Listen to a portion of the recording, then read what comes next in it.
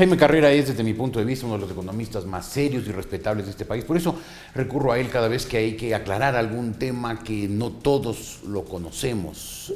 Y en este caso el tema es la desaparición de los burós de crédito y la concentración de toda la información en un ente estatal. ¿Cómo está, economista? Buenos días. Buenos días, gracias por su invitación. ¿Esto es bueno o esto es malo? Es absolutamente negativo para la economía, para la imagen del país, para el ambiente. ¿Por qué? Por varias cosas. El crédito es la línea vital de una economía. Si piden crédito las personas, piden crédito las empresas, en los negocios, la economía fluye a través del crédito.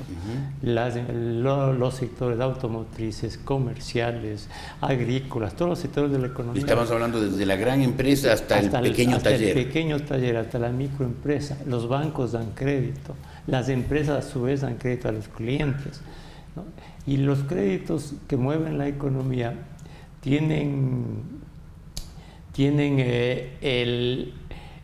son producto de una relación privada entre el cliente y el concesionario del crédito. O sea, la empresa grande o chica y su banco es una relación entre ellos. Es una relación privada entre ellos. Privada. Por tanto, es parte del ejercicio de nuestras libertades. Las libertades que en el Ecuador se batan en retirada. Exactamente. El momento en que el Estado, a través de este tipo de instancias, quiere controlar el crédito, a través de esta dirección de registro de datos públicos, atenta contra las libertades individuales, invade nuestras libertades por una parte, y por otra atenta contra las libertades económicas, asfixia la libertad de emprender, de hacer negocios, de hacer que una economía progrese, genere empleo. ¿Por qué? Porque finalmente el banco, cuando un ciudadano o una empresa le pide un crédito, el Estado le va a poder proveer a ese banco de los datos sobre el peticionario, igual que lo podría hacer un buró privado de crédito. Claro, ¿o no? No. ¿Por qué no? De ninguna manera. Primero porque esta no es tarea del Estado. ¿Pero puede asumirla? La asume en un Estado totalitario cuando el modelo de Estado, como el actual, es un modelo concentrador que tiene todos los poderes, que asfixia a la economía, que cree que el Estado es el protagonista de todo. Claro que lo puede hacer, pero en detrimento de la actividad económica, en detrimento del progreso de los países. Entonces, esta no es una labor del Estado, esta es una labor del sector privado. Imagine usted que todo el historial crediticio de cada individuo o de cada empresa va a estar en manos del Estado. Lo cual significa en manos del gobierno. Lo cual significa en manos del gobierno. Sume usted ese registro de datos públicos, más otra serie de controles de la economía, los dólares que tienen que pasar por el Banco Central, una serie de prohibiciones, de restricciones, etc. Es un control absoluto de las actividades individuales y personales. Y cuando una economía está asfixiada por los controles estatales, ¿qué se hace? ¿Qué efecto produce en las personas y en las empresas? Un desaliento total. Es decir, nadie quiere hacer actividad económica, asfixia, torna más costosa la acción de emprender, de crear riqueza. Y además tiene implicaciones financieras profundas. Vea usted, ¿por qué se crean los buros de crédito? El buró de crédito no es otra cosa que tener información de varias fuentes de quienes otorgan crédito, ¿no? Claro. Para saber el historial crediticio de una persona. Saber si es solvente, si no es solvente, si cumple o no cumple. Si cumple o no cumple. Y ese historial de crédito tiene una calificación, como es obvio en cualquier ámbito de la vida. Claro. Es mejor calificación el que mejor historial tiene, peor calificación el que más bajo. El que cumple sus obligaciones se hace acreedor a nuevos créditos. Póngase usted en la posición de un gerente de una empresa o de un gerente de un banco. En un banco usted recibe los depósitos de las personas y con esos depósitos otorga créditos. ¿Cuál es la obligación primordial de un banco? Preservar el dinero de los depositantes. De sus depositantes, claro. Y por tanto ser riguroso en la concesión de los créditos. Claro. ¿Ya? ¿En base a qué otorga el crédito y limita el riesgo del crédito del banco o la empresa? En base al historial crediticio. ¿Ya? Si es que ese historial crediticio es bueno, el banco está garantizando el dinero del depositante al entregar el crédito. ¿Qué pasa si es que esto pasa a manos del Estado? Y el Estado relaja la calificación de los créditos. Por consideraciones políticas. Por consideraciones políticas. Por consideraciones políticas, por consideraciones de modelo de Estado. Por decir que hay que facilitar el acceso al crédito de las personas. O sea, por hacer demagogia, se puede empezar a dar información a los bancos que estén mal guiados y den créditos a personas con malos historiales, pero sin con lo duda, cual el dinero de los depositantes, de los ciudadanos, confiado a los bancos, puede empezar a perderse. Sin duda, además, no solo en los bancos, sino en las empresas. Pero ¿qué pasa si eso ocurre? Porque todas las acciones estatales son acciones que devienen de decisiones y de intereses políticos.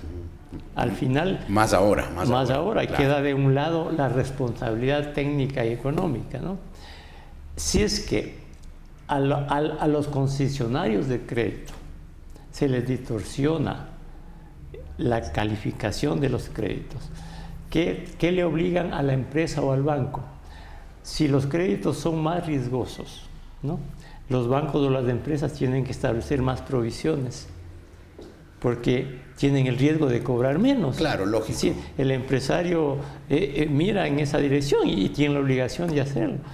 Al provisionar más, debilitan sus balances. Aumenta el costo del dinero. Aumenta el costo del dinero. Los créditos se vuelven más costosos incluso. ¿Cuál es el costo del riesgo? La tasa de interés. Claro. Por tanto, o sea, pueden subir las tasas de interés de los créditos y más bien es contraproducente. Esto tiene una serie de contradicciones y de implicaciones, porque no se puede manejar de una manera tan elemental y con demagogia política este tipo de elementos que son absolutamente técnicos y económicos, ¿no? Le oí a Mauricio Pozo, otro economista sólido y respetable, que hay el riesgo de que aumente la usura, el chulco, porque la gente empiece a recurrir al prestamista ilegal. ¿Ve usted ese riesgo también? También, porque cuando a usted le dificultan las actividades, cuando le hacen más difícil la vida de las personas y de las empresas, cuando los estados burocráticos que quieren controlarlo todo dificultan cada vez más la vida de las personas, y eso estamos viendo, ¿no? ¿Qué es lo más fácil para una persona si no tiene una fluidez en el acceso al crédito? Ir a donde diariamente le pueden dar con absoluta facilidad algún crédito, aunque le cueste mucho más. Es decir, lo que en el Ecuador llamamos formal, ir al usureiro y pedirle plata. Exactamente. Pero además de estas cosas que son técnicas y que evidentemente van a resultar negativas para el país, aquí el tema de fondo es un tema de libertades individuales y de libertades económicas. Y en el fondo es el tema de un modelo de Estado. No se puede tener un progreso social con un Estado que atenta constantemente contra las libertades individuales, los derechos individuales y las libertades económicas. Y para tener confirmación de este acerto, no hace falta que lo digamos los analistas, sino que esto se refleja en los grandes rankings de ubicación del país, que aunque se trate de desacreditarlos en determinado momento, son un referente. Claro, sin duda valioso aunque de la posición de un país en el concierto de las ciudades del mundo, que es lo importante. Vea usted, ranking de competitividad global, posiciones rezagadas del Ecuador. Y ser competitivo significa tener libertades económicas, tener sólidas instituciones. Este hecho debilita las instituciones, debilita la institucionalidad económica del Cuénteme, país. economista, en los países prósperos, en los países que han generado riqueza y bienestar y clases medias con capacidad de consumo, ¿la información de crédito la maneja el Estado o la maneja el sector privado? La maneja el sector privado. En todos los países prósperos. En todos los países prósperos. Y a propósito de su entrevista, recabé alguna información justo sobre este tema. Y aquí en la vecindad, Perú, El Salvador, Uruguay, para citarle 3 países, todos tienen burós de créditos privados. Y todos tienen centrales de riesgos dentro de o administradas por las superintendencias de bancos de cada país, lo cual tiene una gran lógica y un gran sentido común, porque el organismo regulador de los sistemas financieros son las superintendencias de bancos. Claro, lógico. Son los establecidos, sí, a establecer, a determinar, a fijar regulaciones adecuadas para que el sistema financiero esté bien capitalizado, que no haya créditos vinculados, que haya provisiones adecuadas. Si ellos regulan, ¿no?, tienen las facultades de solicitar información de las historias crediticias y establecer centrales de riesgo para ayudar al mismo sistema a que sea solvente. Claro. Eso tiene sentido. Y el sector privado tiene burós de créditos que compiten en el sector privado para, dentro de una regulación adecuada, recabar información del historial crediticio de personas y empresas para, a su vez, con eso coadyuvar a las centrales de riesgo y hacer que el sistema sea sólido, claro, con las reservas del caso. Competir los burós entre ellos para ser cada vez más eficientes, más bien informados. E incluso hay países en los que puede haber burós de crédito estatales, pero que compiten con los burós de créditos privados. O sea, ¿usted anticipa que esta decisión del gobierno va a causar dificultades de la economía? Sin duda, son negativas por varios aspectos y porque debilitan más la institucionalidad, porque crean un ambiente de desconfianza, de incertidumbre en la economía, que es lo que se vive actualmente. Es una instancia más de todo ese entorno inadecuado del país para hacer negocios, para invertir. Sin embargo, economista, parecería que varios de los grandes empresarios ecuatorianos se han acomodado muy bien con este gobierno y están haciendo negocios pingües, ¿no? Pero claro, pero es que ¿cómo no van a hacer negocios? Y ese es otro tema que ocurre en estos países inmaduros, en los que no hay principios empresariales, en donde solo se vive del utilitarismo temporal, pero no de los principios, claro, de la lucha de los principios, ¿no? Lo único que cuenta es el volumen de la utilidad rápida. Claro, porque si el Estado gasta la mitad de lo que produce el país, y bota dólares a la economía, alguien tiene que venderle al Estado y a quienes reciben esos dólares. ¿Y quienes generalmente son los que le venden al Estado? Bajo su lógica racionalidad empresarial, bueno, los empresarios.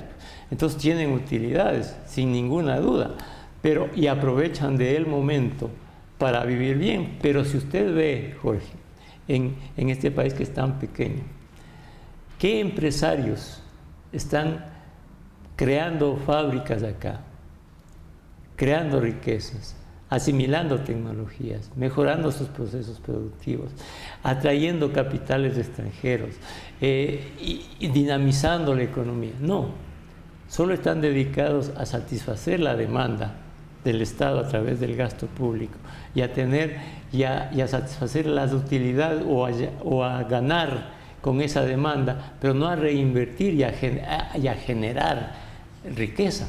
Entonces el país está consumiendo lo del petróleo y de los préstamos, pero no está transformándose, no está asimilando tecnologías, no está compitiendo. Por eso es que usted ve la inversión extranjera directa en el Ecuador, 560 millones de dólares del año anterior, de 200.000 millones que fluyó a América Latina. La inversión privada casi paralizada. Es decir, es un Estado que está consumiendo lo poco que tiene, como no produce, importa bastante, y así sobrevive, hasta cuando no pueda sobrevivir. Claro. Economista Carrera, qué pena nos deja usted. Creo que a todos que le hemos oído muy preocupados, pero claro, estos modelos de Estado generan espejismos de consumo, generan espejismos de prosperidad y terminan causando grandes desastres. Y la muestra es Venezuela. Y si usted ve, y uno es increíble, si uno se ve los reportajes en Venezuela, a propósito hoy de las campañas electorales, ¿no?, y todo lo que dice el candidato Capriles, es como si estuviéramos viviendo en el Ecuador. Concentración de poderes, autoritarismo, cercenamiento de las libertades, poca inversión privada, importaciones, consumo del petróleo. Uno se queda asombrado y dice, ¿dónde está este señor? ¿Está en Ecuador o está en Venezuela? El modelo es el mismo. El modelo es y las consecuencias serán las mismas, lamentablemente. Economista, muchísimas gracias. Gracias por su invitación. Jaime Carrera, hoy en la República.es.